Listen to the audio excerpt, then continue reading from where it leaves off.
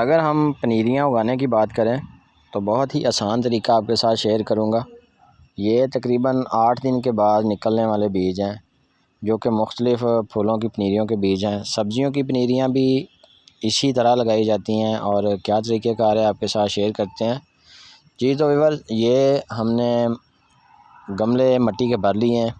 मिट्टी कौन सी इस्तेमाल की है, जिसमें हमने पिछले साल सीज़नल फ्लावर लगाए हैं, उसी मिट्टी को निकाला है। जब सीज़नल फ्लावर का सीज़न ख़त्म हो गया, उसी मिट्टी को निकालने के बाद इसको चंद दिन हवा लगवाई है और दोबारा से इसमें थोड़ा बहुत गोबर ऐड किया है, जो कि पुराना गोबर होता है, गला सड़ा गोबर होता है, और दोबारा से गमलों के अंदर भराई कर दिया है इस मिट्टी को। अब हमने इसके अंदर क्या लगाना है, मुख्तलिफ़ फूलों के जो पनीरियाँ हैं वो तैयार करनी है, जिसमें मैरीगोल्ड है, कैलेंडुला है, उसके अलावा हॉलीकॉक्स है और दीगर दूसरे बीज मैं आपके साथ शेयर करता हूँ। ये इंडियन डेलिया है लोकल में, जो कि बहुत से कलरों में होती है और इसमें मुख्तलिफ़ रंग के फूल लगते हैं।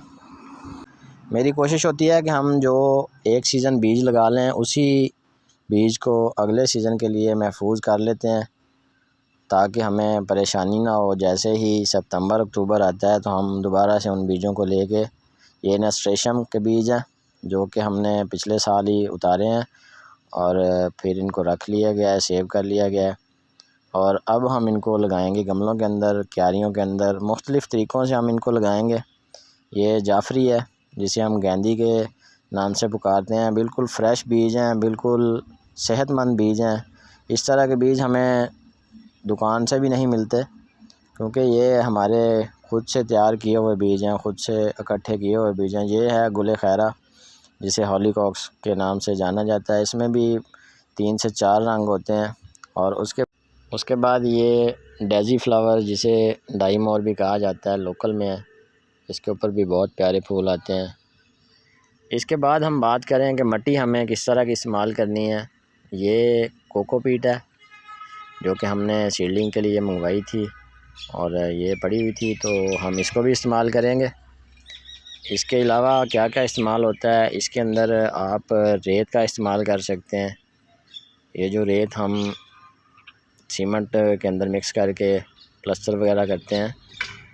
सबसे पहले आपने क्या करना है, गमलों के अंदर जब मिट्टी भराई कर लेनी है तो उसको अच्छी तरह से देख लेना है कि उसके अंदर कोई कंकर वगैरह ना हो, कोई पत्थर वगैरह ना हो। उसके बाद आपने इसको बराबर कर लेना है। इसको हमवार करने के बाद आपने कोकोपीट लेनी है, साथ में आपने शामिल कर लेनी है रेत। ये 2 ही तरीके हैं मिट्टी को बनाने के। सबसे पहले गार्डन सॉइल होगी, उसके बाद रेत होगी या कोकोपीट, या इसके अलावा आप पुराना गोबर या पत्तों की गली सड़ी खाद इस्तेमाल कर सकते हैं।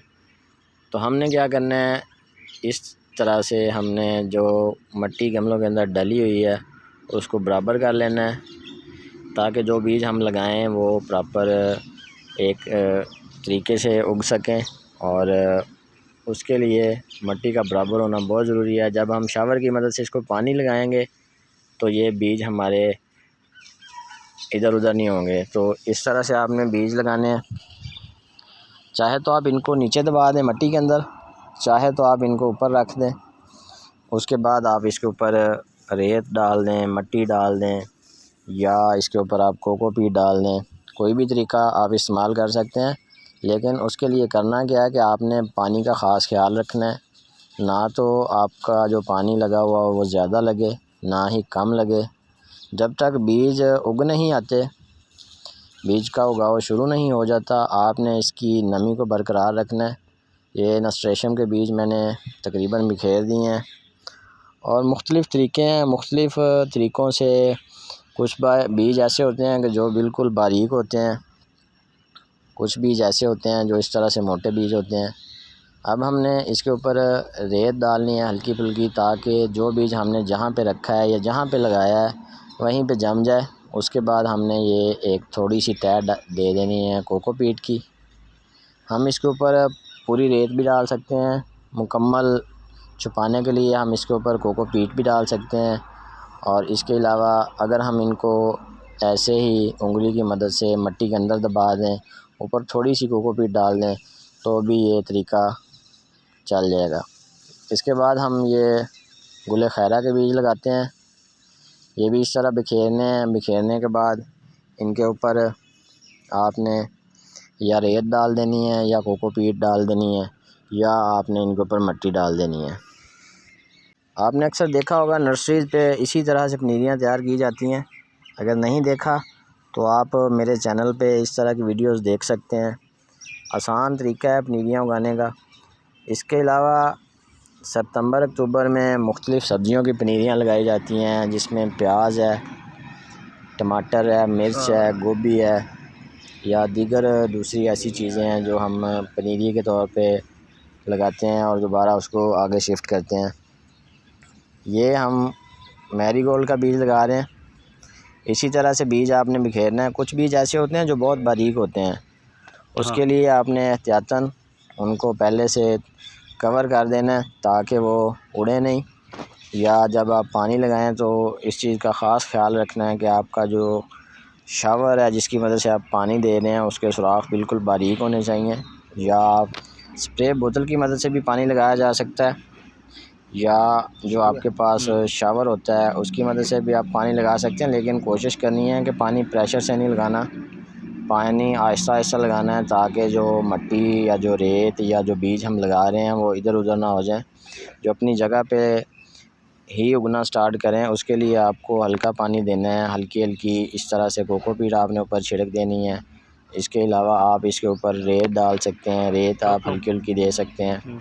ये आसान सा तरीका है मिट्टी को नरम करने का या मिट्टी को नमी देने का। इस तरह से आपने पानी देना है थोड़ा दूर से, और इसी तरीके से आपने रोज़ाना की बुनियाद पे जैसे जैसे इसकी मिट्टी खुश्क होगी, जैसे जैसे इसको पानी की ज़रूरत होगी, आपने शावर की मदद से पानी देना है जब तक आपके बीज निकलना नहीं शुरू हो जाते। मैं आपके साथ रिज़ल्ट भी शेयर करता हूँ। बीज हमने लगा लिए हैं तकरीबन, हम इनको ये देखें, ये 3 दिन के बाद का रिज़ल्ट है। बीज निकलना शुरू हो चुके हैं लेकिन अभी थोड़े कम निकले हैं, क्योंकि जब हम इसकी नमी बरकरार रखेंगे गमलों की मिट्टी की तो ये बीज आसानी से निकलना शुरू हो जाएंगे। ये देखें, ये 3 दिन के बाद का ये रिज़ल्ट है, और जैसे जैसे इसके दिन बढ़ेंगे, अभी ये 2 दिन मज़ीद इंतज़ार करने के बाद का ये रिज़ल्ट है। इतना मुश्किल नहीं है ये पनीरियों को उगाना, बस आपने कोशिश करनी है जो प्रॉपर एक तरीक़ाकार है उसी तरीके के तहत आपने बीज उगाने हैं ताकि आसानी से निकल आएँ और आपकी जो पनीरी हैं वो जल्द अज जल्द तैयार हो जाएं। इसी तरह से आप सब्ज़ियों की पनीरियाँ उगा सकते हैं एडवांस में, और इसी तरह से आप फूलों की पनीरियाँ उगा सकते हैं। तो ये 8 दिन के बाद का रिज़ल्ट देख लें, माशाल्लाह से बहुत ही अच्छा। 21 अक्टूबर को हमने पनीरियाँ लगाई हैं और आज 28 अक्टूबर है और बेहतरीन पनीरियाँ तैयार हो रही हैं। तो उम्मीद करता हूँ आपको वीडियो पसंद आई होगी और मुकम्मल तरीक़ेकार का भी पता चल गया होगा। तो मज़ीद ऐसी वीडियोस देखने के लिए आप मेरे चैनल गार्डनिंग माई हॉबी को ज़रूर सब्सक्राइब कर लें, बेल आइकॉन प्रेस कर दें ताकि गार्डनिंग से मुतल्लिक वीडियोस आप तक बर वक्त पहुँच सकें। अपना बहुत सारा ख्याल रखें। मुझे इजाज़त दें। खुदा हाफिज़।